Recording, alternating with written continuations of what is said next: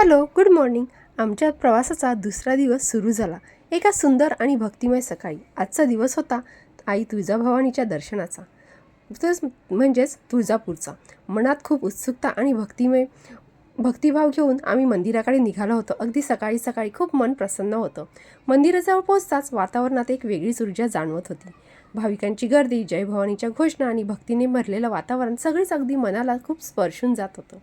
दर्शनासाठी जाताना मी स्वतःसाठी एक सुंदर गजरा घेतला. त्या सुगंधाने, त्या छोट्याशा क्षणाने दिवस अजूनच खास बनला. आणि मग आला तो क्षण देवीच्या दर्शनाचा. तो क्षण देवीच्या दर्शनाचा होता. दर्शन घेताना मनात कृतज्ञता आणि एक वेगळी शांतता होती. काही क्षण मंदिरात घालवले, आठवणी जपल्या आणि मनभर आशीर्वाद घेऊन आम्ही मात्र मंदिराच्या बाहेर पडलो. तिकडची व्यवस्थापन, वातावरण खूप सारं होतं, त्यामुळे आशीर्वादही तितकाच भरपूर असे आशीर्वाद घेतले आणि आम्ही मंदिराच्या बाहेर पडलो. प्रवासाचा हा दुसरा दिवस भक्तिमय, सकारात्मक आणि सुंदर आठवणींनी भरलेला होता. त्याचबरोबर आई तुळजाभवानीची कृपा तर होतीच, तिचा आशीर्वादही होता. खूप सारे आशीर्वाद आम्ही त्यांच्याकडून घेतले होते. आई तुळजाभवानीचा आशीर्वाद माझ्यावर आणि तुमच्यावरही राहू दे, हीच मातेचरणी प्रार्थना.